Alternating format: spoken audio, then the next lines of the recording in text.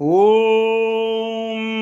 अखण्डमण्डलाकारं व्याप्तं येन चराचरं तत्पदं दर्शतं येन तस्मै श्रीगुरुवे नमः। अज्ञानतिमिरान्धस्य ज्ञानाञ्जनशलाकया चक्षुरुन्मीलितं येन तस्मै श्रीगुरुवे नमः। प्रेमी भक्तजनों, गुरुजनों के चरणों में नमन करते हुए आज हम संतों की वाणी का सहारा लेकर इस बात की चर्चा करेंगे कि मनुष्य जीवन का उद्देश्य क्या है। सतगुरु जनों के श्री मुख से जो कुछ सुना, पढ़ा व गुना, उसे ही आपके समक्ष दो चरणों में प्रस्तुत करने का प्रयास करूंगा। इसमें मेरा अपना कुछ भी नहीं है। प्रबुद्ध श्रोताओं से मेरी विनम्र प्रार्थना है कि हो सकता है कि मेरे प्रस्तुतिकरण में कुछ त्रुटियां हो गई हों। उसके लिए मुझे विश्वास है कि स्नेही भाई बहनें मुझे अपने सेवक की तरह क्षमा कर देंगे। वार्ता का प्रारंभ करते हुए प्रस्तुत है इस शुभ चर्चा का प्रथम चरण। प्रत्येक इंसान को अपने जीवन में जब भी उसकी बुद्धि के कपाट खुलें, उसे इस बात का गंभीरता से विचार करना चाहिए कि उसके जीवन का चरम लक्ष्य क्या है। उम्र बीत जाती है और बहुधा इस बात का ज्ञान ही नहीं हो पाता कि उसका जन्म मनुष्य योनि में क्यों हुआ है। भगवान श्री राम जब अयोध्या के राजा हो गए, तब एक बार उन्होंने अपनी प्रजा को संबोधित करते हुए मनुष्य जीवन की सार्थकता के बारे में कहा था। बड़े भाग मानुष तनु पावा, सुर दुर्लभ सब ग्रंथ निगावा। बड़े भाग्य से मनुष्य शरीर मिला है। सब ग्रंथों ने यही कहा है कि ये शरीर देवताओं को भी दुर्लभ है। ये मानव शरीर साधन का धाम और मोक्ष का दरवाजा है। परम संत समर्थ सद्गुरु महात्मा रामचंद्र जी महाराज, श्री पूज्य लाला जी महाराज ने एक जिज्ञासु के पूछने पर कि मनुष्य जीवन का क्या मकसद है, अत्यंत सार गर्भित शब्दों में आपने कहा कि आदमी की जिंदगी का मकसद यानी उद्देश्य ये है कि ईश्वर में फना हो जाए और वहाँ पहुंचकर उस जगह स्वयं को कायम कर ले, यानी स्थिर कर ले। यही उसका कमाल है, यही आइडियल है और यही उद्देश्य है। परमात्मा के विषय में निरंतर चिंतन करने वाले संतों के श्रीमुख से हमने सुना है कि परमपिता परमेश्वर जब मनुष्य को इस संसार में भेजता है, उससे पूर्व वो गर्भ धारण से जन्म तक 9-10 माह अपने अंश जीव से तमाम बातें करते हुए उसे जीवन की सार्थकता के विषय में समझाता है। वो कहता है कि देखो, मैं तुमसे अति प्रसन्न होकर इस बार योनियों में सर्वश्रेष्ठ मनुष्य योनि में पुरुष या स्त्री के रूप में तुम्हें भेज रहा हूँ। इससे पूर्व तुम तमाम जन्मों में भिन्न भिन्न योनियों में भटक रहे थे, परंतु इस बार वैसा नहीं है। मनुष्य योनि में तुम हमारे दूत की तरह सर्वगुण संपन्न होगे। तुम्हारे पास ऐसी अलौकिक शक्तियां होंगी जिनके सहारे तुम स्वयं अपने आगे का मार्ग निर्धारित कर सकोगे। अतः अब मैं तुमको जो कुछ समझा रहा हूँ उसे ध्यानपूर्वक सुनो और जन्म लेने के बाद इन सभी बातों को अमल में लाना। मनुष्य शरीर के विभिन्न बाह्य अंगों के अतिरिक्त मैं तुम्हें हृदय एवं मस्तिष्क जैसे अन्य ऐसे अद्भुत आंतरिक अंगों से सुसज्जित करूंगा जिनकी सहायता से यदि तुम चाहोगे तो मेरे ही समान पूर्ण पुरुष भी बन सकते हो। बाह्य एवं आंतरिक अंगों के उपयोग के बारे में ध्यान से सुनो। ये तुम्हारा सबसे महत्वपूर्ण पाठ है। तुम्हारे 2 हाथ होंगे जिनका उपयोग तुम दूसरों की भलाई व सेवा के साथ साथ दान पुण्य जैसे कार्यों में लगाना। तुम्हारे 2 पैर होंगे। दीन दुखियों की सेवा हेतु इन पैरों को कितना भी चलना पड़े, कितना भी दर्द हो, सह लेना। दूसरों की सहायता के लिए दौड़ पड़ना। ऐसा न हो कि इन हाथ पैरों का उपयोग तुम केवल जीविकोपार्जन व अपने स्वार्थों की सिद्धि के लिए ही करने में लग जाओ। सेवा के साथ साथ तीर्थाटन के लिए भी तुम इनका समुचित उपयोग कर सकते हो। 2 आँखों के द्वारा दूसरों के गुणों को देखना, भूलकर भी इन नेत्रों से दूसरों के दोष न देखना। सुंदर साहित्य पढ़ना, प्रकृति का समीपत्व प्राप्त करना। 2 कानों के द्वारा संत महात्माओं के उपदेश सुनना, उन बातों पर चिंतन व मनन करना तथा उनका अनुमोदन करना। कभी किसी की बुराई न सुनना अथवा फिर वहां से हट जाना। एक जिह्वा भी मैं तुम्हें प्रदान करूंगा जिसे तुम बोलने व स्वाद लेने में प्रयोग कर सकोगे। ऐसे शब्द न बोलना जिससे किसी का दिल दुखे। अब शब्दों का इस्तेमाल कभी न करना। मीठा मीठा बोलकर सबको खुश करना। संतुलित भोजन करना। स्वादों के चक्कर में पड़कर भक्ष अभक्ष वस्तुओं का उपयोग न करना। अपना स्वास्थ्य ठीक रखना। नाक का उपयोग जीवनदायिनी ऑक्सीजन ग्रहण करने व दूषित वायु कार्बन डाइऑक्साइड को बाहर निकालने के लिए है। इसे नियंत्रित कर प्राणायाम का आनंद लेना। सुगंध को महसूस कर अपने आचरण से चारों ओर सुगंध फैलाना। जननेंद्रिय भी मैं तुम्हें प्रदान कर रहा हूं। स्त्री अथवा पुरुष जिस रूप में तुम जन्म लोगे उसी के अनुरूप ये अत्यंत महत्वपूर्ण इंद्रिय तुम्हें प्राप्त होगी। यदि ब्रह्मचर्य के साथ तुम इसका उपयोग प्रकृति के अनुरूप संतानोत्पत्ति हेतु करोगे तभी इस इंद्रिय का सही उपयोग होगा। ये इंद्रिय तुम्हें प्रकृति के सहयोग से तुम्हारे ही समान नए जीव के निर्माण में सहायक होगी और इस तरह तुम ईश्वरीय कार्य में भी सहयोगी बन सकोगे। और जननेंद्रिय का दुरुपयोग महान कष्टों की ओर प्रेरित कर अपयश का कारण बनेगा। इसी तरह और भी बहुत कुछ जिसे मन, बुद्धि, काम, क्रोध, लोभ, मोह और अहंकार जैसे नामों से जाना जाता है, मैं ये सब तुम्हें दे रहा हूँ। प्रेम, दया, करुणा व वात्सल्य जैसे सद्गुणों से भी मैं तुम्हें विभूषित कर रहा हूँ। इन सभी के समुचित प्रयोग से तुम महान से महानतम बनकर चाहोगे तो पूर्ण पुरुष अथवा मुझ जैसे ही बन जाओगे। परंतु दुरुपयोग से फिर उन्हीं 84 लाख योनियों में चले जाओगे जहाँ से निकाल कर मैं तुम्हें ये अमूल्य मानव जीवन प्रदान करने जा रहा हूँ।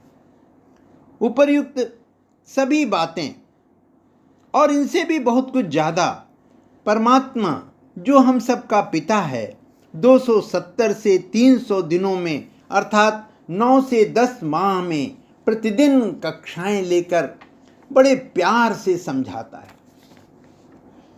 मनुष्य शरीर की चादर से उपमा देते हुए इसी बात को भक्त कबीर ने एक सुंदर भजन के रूप में आध्यात्मिक संदेश देते हुए बताया कि ये शरीर रूपी चादर कैसे बनती है। अष्टकमल का चरखा बनाया। ये अष्टकमल क्या है? ये वे चक्र हैं जिनसे शरीर की रचना हुई है और इन्हीं के सहारे योगी चक्र भेदन कर ईश्वर का समीपत्व प्राप्त करते हैं। अष्टकमल का चरखा बनाया, 5 तत्व की पूनी। 5 तत्व क्या है? क्षिति, जल, पावक, गगन, समीरा। शरीर को बनाने में परमात्मा इन सभी तत्वों का सहयोग लेता है। अष्टकमल का चरखा बनाया, 5 तत्व की पूनी। 9-10 मास बुनन को लागे, 9-10 मास बुनन को लागे। मूर्ख मैली कीन्ही चदरिया, झीनी रे झीनी। राम नाम रस बीनी चदरिया, झीनी रे झीनी। जन्म से एक दिन पूर्व परमात्मा कहता है, आज भाई देखो ये आखिरी कक्षा है, कल तुम हमारे गुरुकुल से विदा होकर एक निश्चित आयु के लिए ब्रह्मांड के पृथ्वी रूपी ग्रह में जन्म लोगे, जहां तुम्हें अपना जीवन व्यतीत करना होगा। अतः आज इस विदाई की बेला पर मैं तुम्हें 3 मुख्य बातें बता रहा हूं, उन्हें अपने हृदय में धारण कर लो।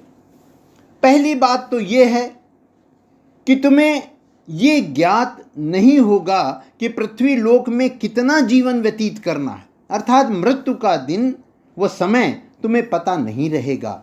वो कभी भी किसी भी समय आ सकती है। अतः इसके लिए तुम्हें हर समय तैयार रहना होगा। दूसरी बात यह है जो याद रखनी होगी कि साईं की नगरिया जाना है रे बंदे, जाना है रे बंदे। अर्थात तुम्हें लौटकर मेरे पास ही आना होगा। सफल जीवन यात्रा के लिए तीसरी बात का बड़ा महत्व है, वो ये कि इस यात्रा के लिए मैं तुम्हें एक विनम्रता रूपी टिकट दूंगा, जिसे तुम्हें पूरी यात्रा में बहुत संभाल कर रखना होगा। ठीक उसी तरह जैसे बस, ट्रेन या हवाई जहाज में टिकट को बहुत संभाल के रखते हैं ना, इस टिकट का यदि तुम तमाम कठिनाइयों में उचित उपयोग करोगे तो कोई भी टिकट कलेक्टर तुमको इस जीवन यात्रा में परेशान नहीं कर सकेगा और इस विनम्रता रूपी टिकट के सहारे तुम आनंद से अपने जीवन की यात्रा पूरी कर सकोगे। ये सभी बातें जन्म लेने वाले प्रत्येक इंसान में बीज के रूप में विद्यमान रहेंगी। बीज रूप में ये सभी बातें विद्यमान रहेंगी। और फिर क्या होगा कि जब तुम जन्म लोगे उस समय हो सकता है, होगा ही, कि ये बातें भूल जाएंगी और आप अपना जीवन जो है वो फिर जो जैसा समयानुसार उचित वातावरण मिलेगा उसके प्रकार उसी के अनुसार प्रस्फुटित होएगा। परंतु अभी जन्म लेते ही तुम सब कुछ भूल जाओगे और संसार में प्रवेश करते समय आश्चर्यचकित होकर कहाँ कहाँ कहकर रोना शुरू करोगे, क्योंकि तुम्हारा ये आनंद उस समय समाप्त हो जाएगा। ये आनंद समाप्त हो जाएगा। जो हमारी आपकी बातचीत हो रही है वो सब कुछ याद नहीं रहेगा। तुम्हारे रोने की आवाज़ सुनकर उस संसार के लोग खुशियाँ मनाएंगे और तुम्हारे जीवन की यात्रा आरंभ हो जाएगी। बड़ी साधारण सी बात है, जब कोई बच्चा पैदा होता है वो रोता है आश्चर्यचकित होकर कि मैं कहाँ आ गया, परंतु उसके रोने की आवाज़ सुनते ही कोई थाली बजाता है तो कोई तालियां बजाकर खुशियां मनाते हैं। भक्त कबीर ने इस बात पर भी बड़ी गंभीरता से चिंतन किया और एक दोहे में ही संसार को बहुत बड़ी सीख दे दी। कबीरा जब हम पैदा हुए,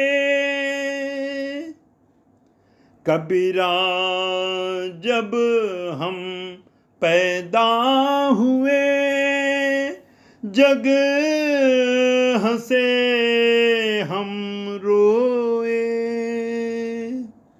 ऐसी करनी कर चलो, हम हंसे जग रोए। परमात्मा अपने गर्भस्थ जीव से कहता है कि मेरी यही अभिलाषा है कि तुम मेरी सभी बातों को हमेशा याद रखना। देखो, ये संसार जहाँ तुम जा रहे हो ये नश्वर है, वहाँ कुछ भी सत्य नहीं है, फिर भी सत्य जैसा भासता है, इसलिए वहाँ के जंजालों में न फंस जाना। मैंने एक सच्चे गुरु की तरह तुम्हें 9-10 महीनों में पढ़ाकर दक्ष किया है। अगर तुम मेरी इन बातों को याद रखोगे तो निश्चित ही हमारी तुम्हारी फिर मुलाकात होगी, अन्यथा फिर तमाम योनियों में भटक कर कब मिलेंगे पता नहीं। तमाम सारी बातें सुनकर जीव मानव शरीर पाकर स्वयं को धन्य समझते हुए परमात्मा से अति निकट का संबंध जानकर प्रार्थना करता है कि आप मुझे संसार में भेज तो रहे हैं, पर केवल एक वायदा कीजिए कि आप मेरी नाव को अवश्य ही पार लगा देंगे।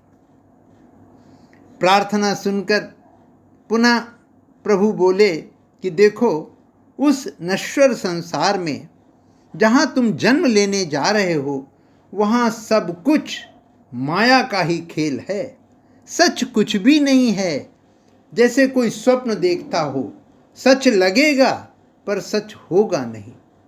गो गोचर जहाँ लगी मन जाई, सो सब माया जाने हु भाई।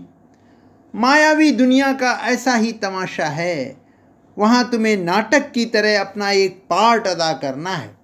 इसी नाटक के माध्यम से तुमको तमाम जन्म जन्मांतरों के संचित संस्कारों को भोगना है, क्योंकि हमारे यहाँ के निश्चित सिद्धांत के अनुसार तुम्हारे कर्मों से हमें कुछ लेना देना नहीं है। वो सिद्धांत यही है कि कर्म प्रधान विश्व करी राखा, जो जस करई सो तस फल चाखा। ऐसा समझकर कभी किसी को दोष मत देना, क्योंकि काहू न को सुख दुख कर दाता, निज कृत कर्म भोग सब भ्राता। देखो, मैं पुनः तुमसे कहता हूँ, घबराना नहीं। ऐसा नहीं है कि संसार में भेजकर मैं तुम्हें भूल जाऊंगा। नहीं नहीं, ऐसा कदापि नहीं होगा। मनुष्य का शरीर देकर मैंने तुम पर पहली सबसे महत्वपूर्ण कृपा कर दी है।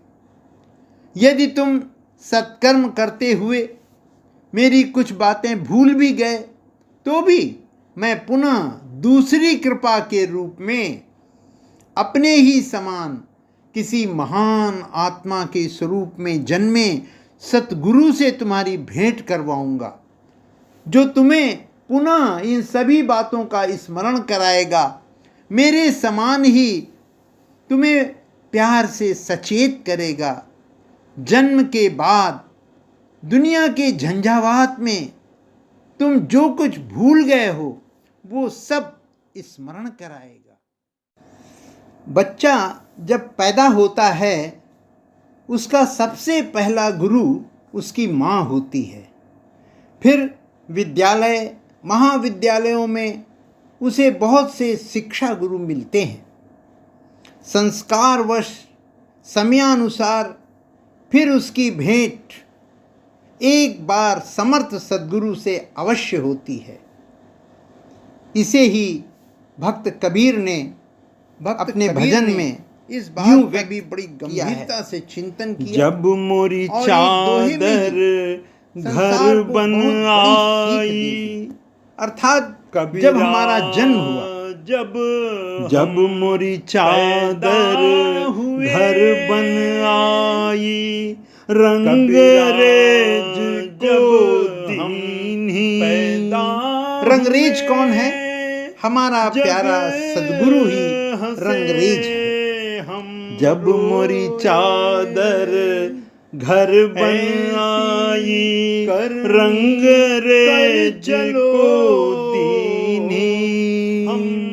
ऐसा रंग रंगा रंग रे ने, ऐसा रंग रंगा रंग रे ने, कि लालो लाल कर दीनी चदरिया।